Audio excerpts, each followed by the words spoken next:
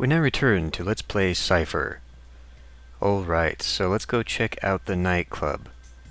To the east is the bar, to the west is more of the bar, and to the north is the dance floor. Well, let's head to the bar first. The east side of the bar is filled with yakuza watching Kyoto geishas dance inside glass spheres over the walls. The young geishas wear nothing but a strap of fluorescent nylon that changes color each time one of the men slides their multi-cards on the bar scanners. It takes the nylon approximately 2 seconds to change from the current color to transparent and to a new color again.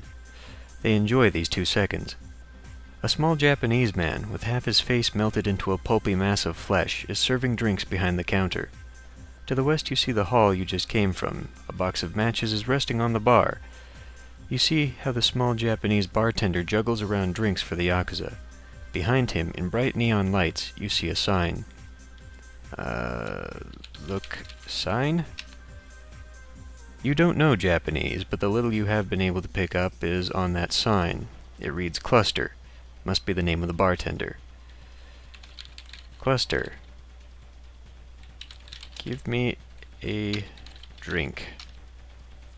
Shut it and get the hell out before you get your throat cut, Gaijin. Cluster. Do you know lime? Okay.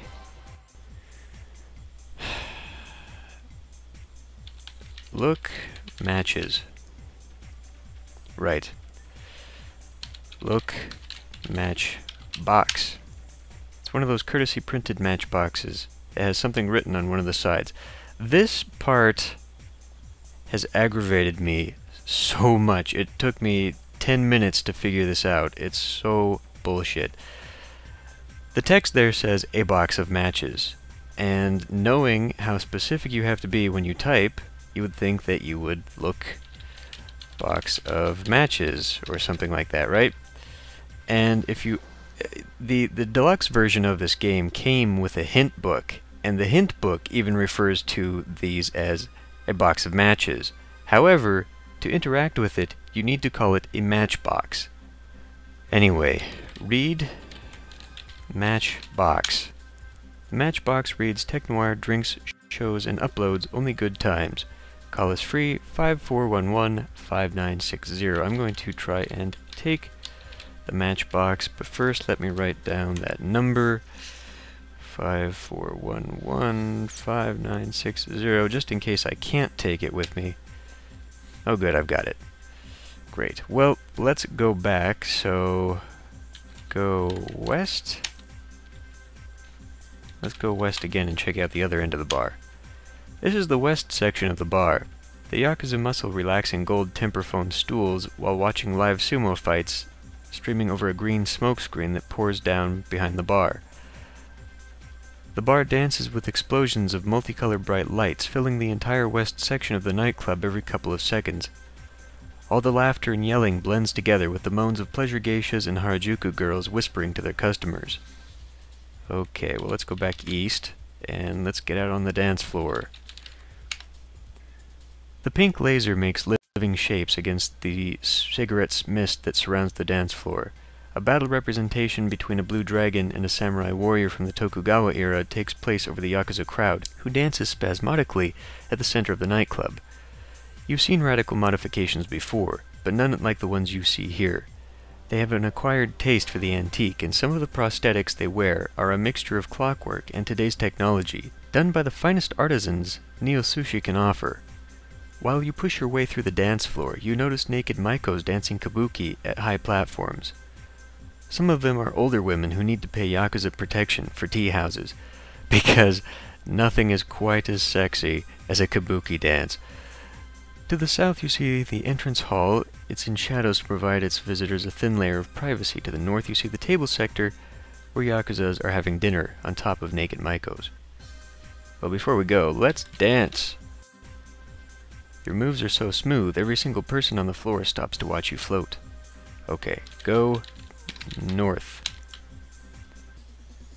Walking into the tables sector immediately brings a change into the ambience. The Yakuza here are nothing like the rest of the crowd, kids wearing guns to compensate their lack of personal insecurity. No, these are middle-aged men with tattoos cleverly concealed in suits worth enough credits to buy the place twice over. No show-offs here, they are discreet. Even the ones with missing fingers, a signal of Yubitsume rituals in the era of silicon, like the short samurai swords they carry on handmade bamboo holsters engraved with tales of ancient battles. Tales of death and glory on the hands of the most powerful Japanese elite, the boss's personal guard, the Wakagashiras. There's a charcoal-colored stair going up to the VIP table sector. To the south you see the dance floor. There's a big guy in a black suit blocking the charcoal-colored stair. Although you recognize him as the club's bouncer, there's something strange about the way he acts. Look, bouncer? Look, big guy. The big guy appears to be pretty nervous about something. He almost doesn't even notice you standing in front of him. Go up. You try to go that way, but the bouncer steps in your way. Well, I need the bouncer's name. So, talk to big guy. Well, there's only one person I can talk to right now, so let's go south. Go south. Go east. Cluster.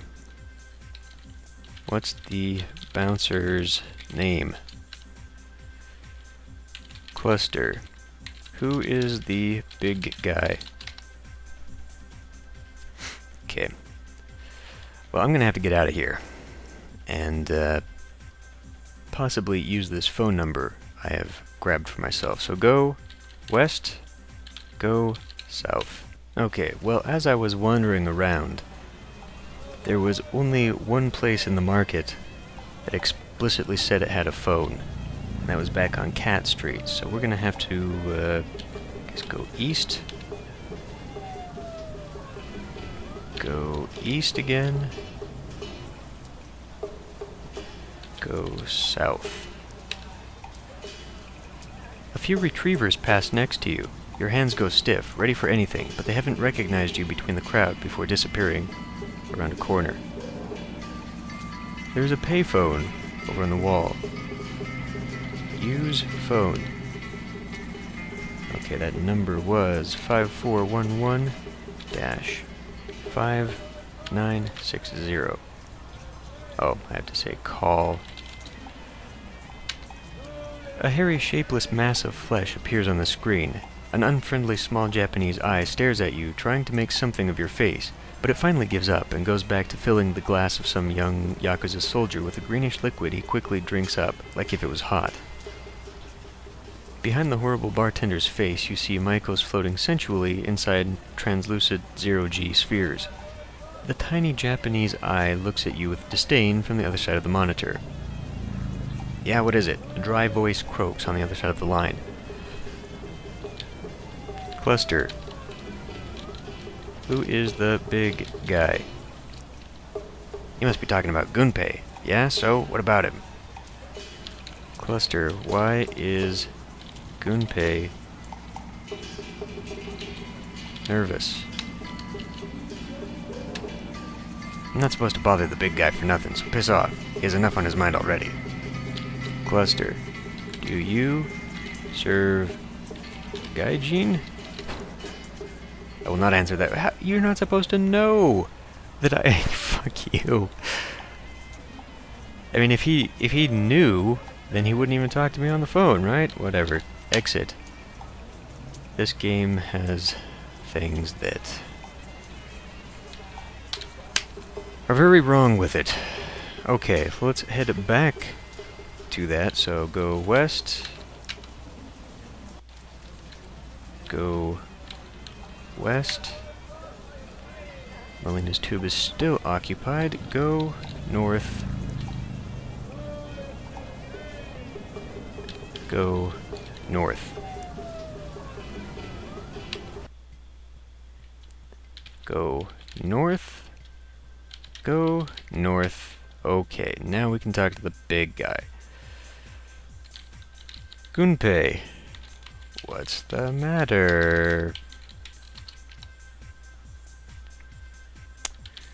Gunpei, have you seen Lime?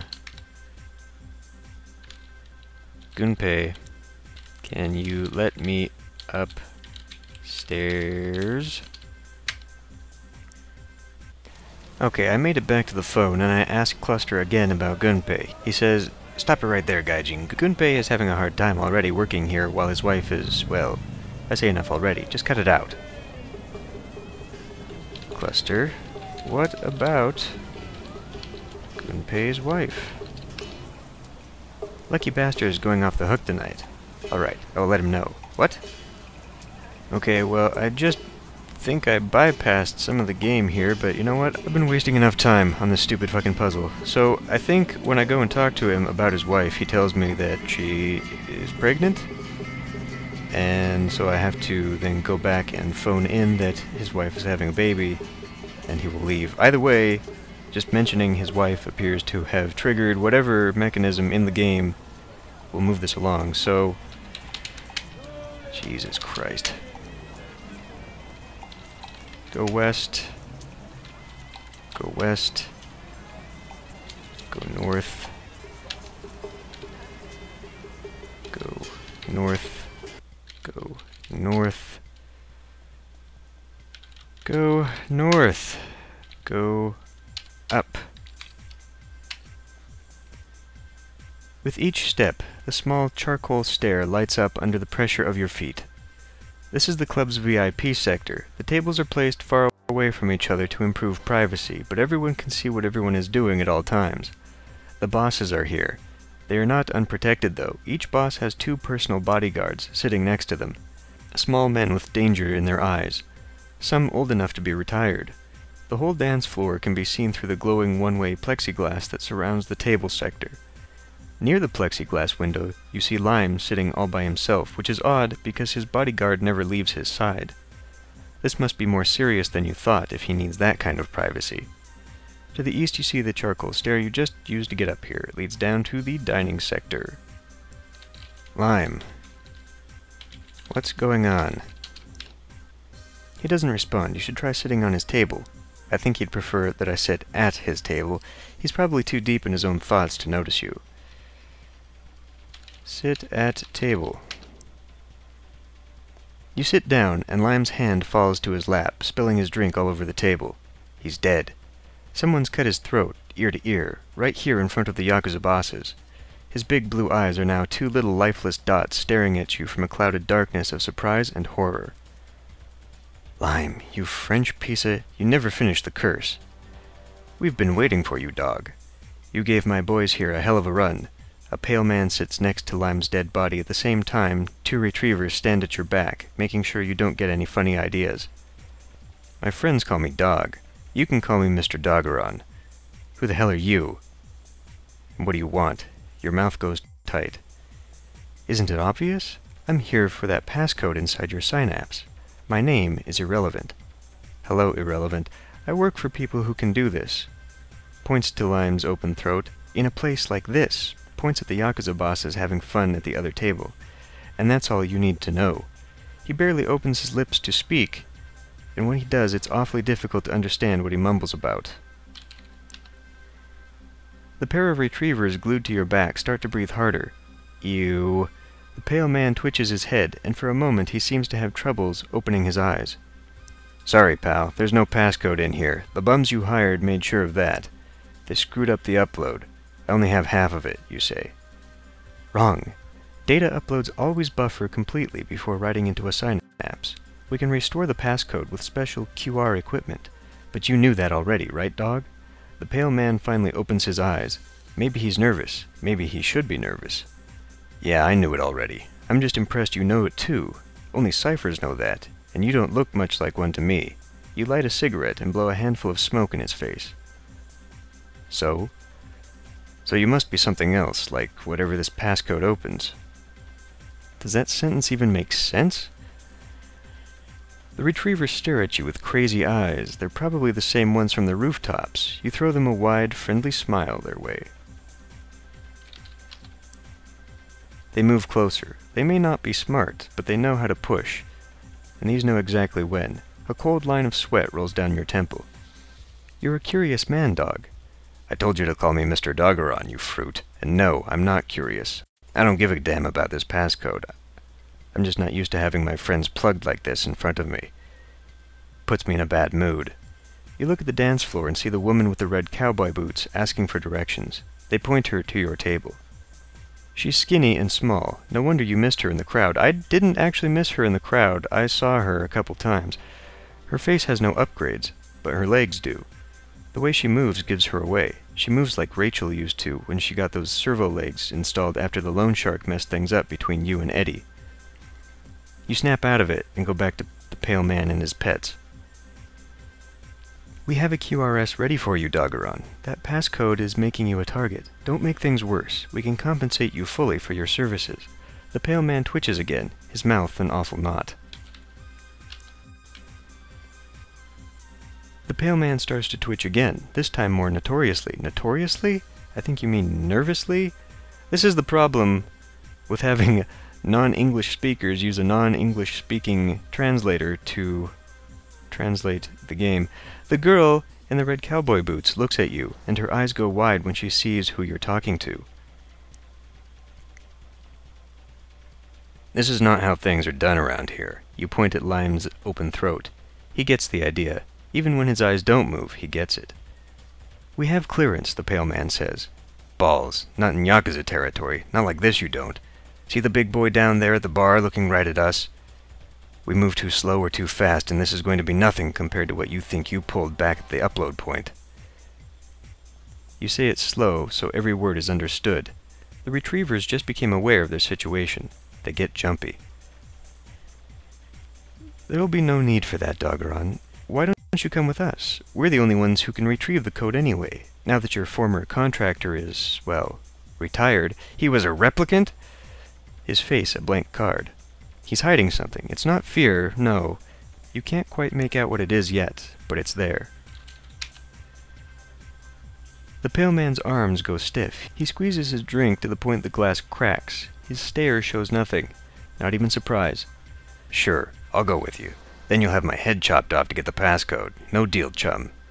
You look at the dance floor, and the girl with the red cowboy boots is not there anymore.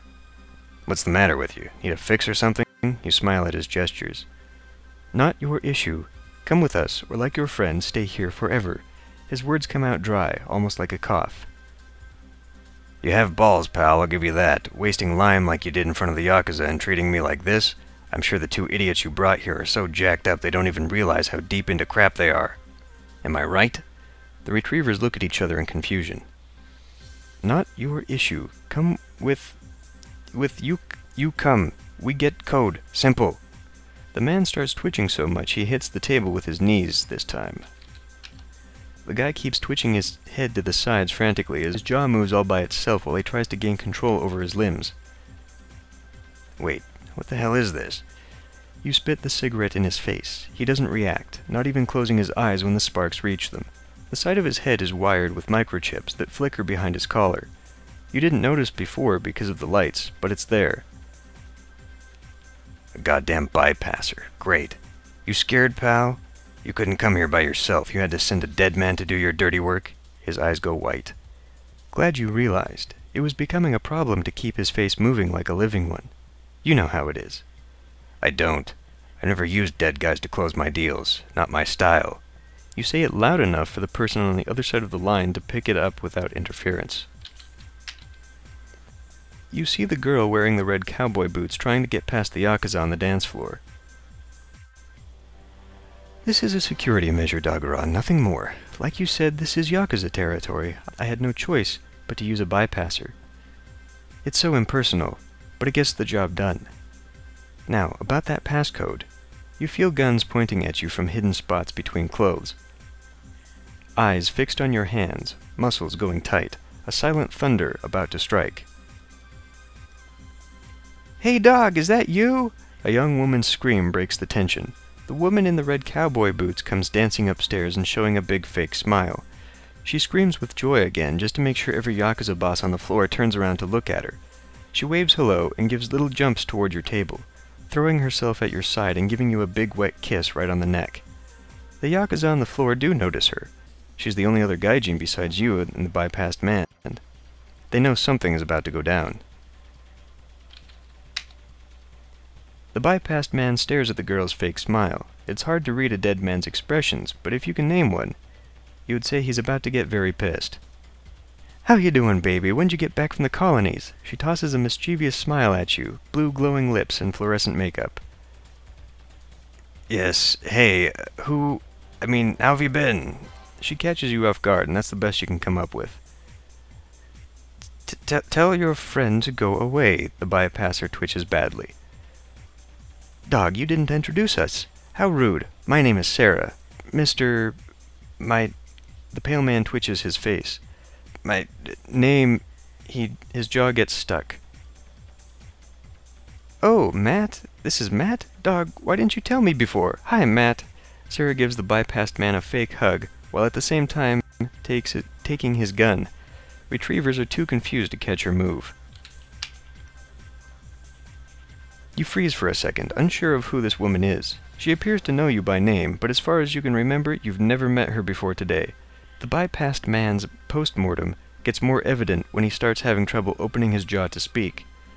Grabbing a dead bum and installing neural bridges doesn't get you very far at the end of the day. Luckily for you, the retrievers are confused as hell trying to make something of his twitching. They're so wired with modifications they don't seem to understand a kill them order when they see one. For a moment you catch the woman in red cowboy boots staring at you through the reflection of a tall African man's goggles. Matt sits next to Lime's corpse with his eyes fixed to yours. He desperately tries to signal the retrievers standing behind you. Look. Sarah. She wears a pair of black jeans with red cowboy boots. Her top is a sleeveless fluorescent pink fur coat with a hood. She has a nanoband installed on that hood, probably a basic night vision nanoband she installed herself. Sarah, can I have that gun? Hopefully I whisper that. Sorry, what? The music's too loud. Can you be more specific, baby? Sarah, can you help me here? Sarah fakes a kiss to your cheek and whispers, "I know, be ready." A C-gun is on your lap. The C-gun lies weightless on your lap. Look. C-gun? A C-gun has been modified with a wooden grip and a short muzzle for quick action. The C-beams that shoot can go through rock and melt down metal if you're at the right distance. Shoot Matt with C-gun. Currently, you aren't carrying a C-gun, so you hold your index and finger and thumb in the air and yell bang in frustration. Take C-gun. Jesus. Shoot Matt with C-gun. Do I have to turn this on? Is it a laser gun? The shot goes right through the bypassed man's face and hits a wall behind him. Before you can do anything else, Sarah pulls out a filament katana, and with a quick move of her wrist, one of the retriever's heads ends up rolling on the table. The smell of burnt skin quickly fills Tech Noir's VIP sector. No one gives the order. No one has to. The sound of weapons being drawn is enough for all hell to break loose. You hit the floor. At the same time, Sarah kicks the table down to have something to hide behind. The remaining retriever grabs one of the bosses and uses him as a human shield. He moves to the stairs without realizing security is coming up. Sarah grabs your face with both hands while screaming something you can't quite make out through all the shooting the hired retriever is doing to stay alive. She pulls something from a pocket and throws it at the ceiling, where it sticks like a bug on a windshield. She then closes her eyes and covers both ears with her hands while you try to get a clue of what's happening. Tech Noir's lights flicker and go off, even the ones on the seats and the tables. Something hits you in the base of your neck and you go stiff. Everything goes white. The shooting fades away, leaving you in outer space. There's no up or down, no left or right, no floor or walls around you. The Mars colonies all over again. A weightless jump drifting through a sea of emptiness, a sea of nothing. The idea of being dead crosses your mind, but you quickly drop it after noticing the strong scent of cigarettes. At least you still have a nose. Your eyes, two hot coals burning in your face. The woman, Sarah, she must have thrown a psi pulse or something similar.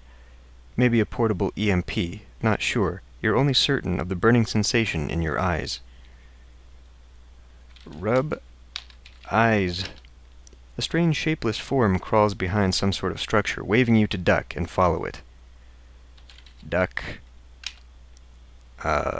Go forward?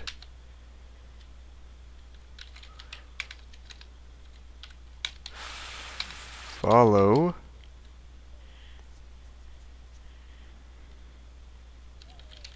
Look around. Rub eyes again. Go structure. Go north? You try to, but there's no way of knowing for sure where that is. You're simply floating in white endless space.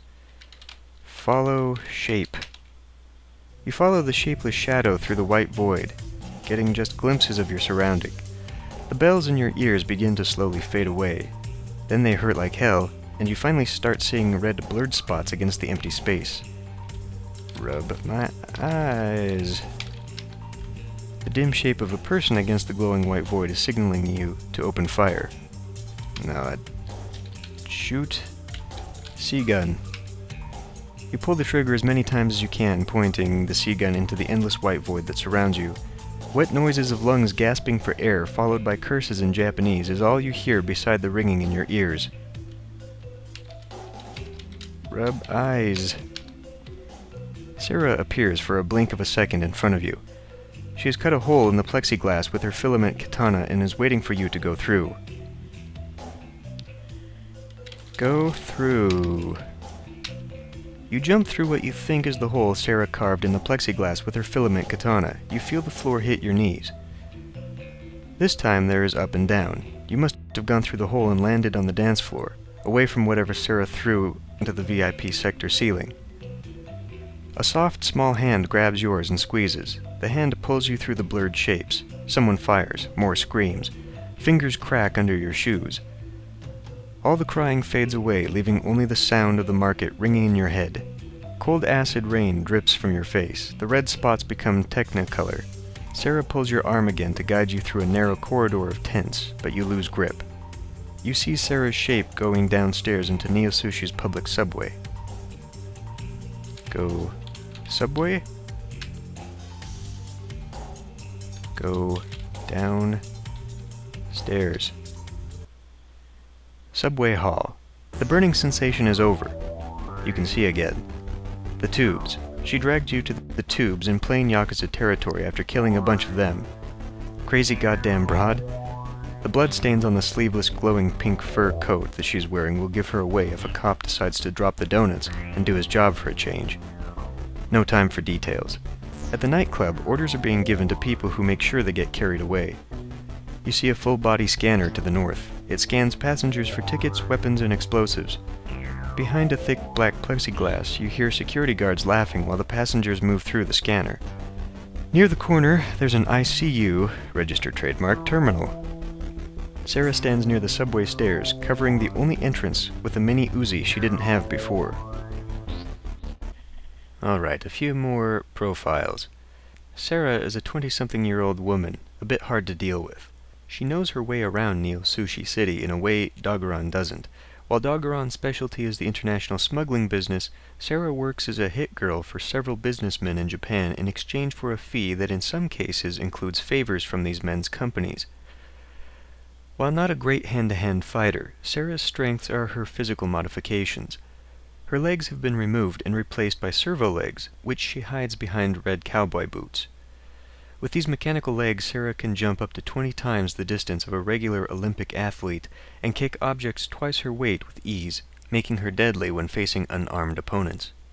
Her disability hasn't stopped Sarah from having a strong fashion vice like the rest of the girls her age.